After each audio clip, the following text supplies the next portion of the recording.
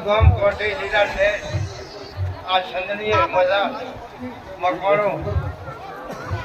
છે પ્રભુ અશી નાયા છે નશી મારો ભગવાન મેળવા છે મજા કોશો આ જેઠ મહિનો ઉતરશે ઉલ્યો જેઠ મહિનો આવશે 15,800 લીલા નેટ થઈ જાય છે પશુને કોમરને લીલા નેટ અને મકવાણો બાજુ ઠાકરજી તમા કદાચ ફૂલ હાજર છે હવલે રંથોડા મજા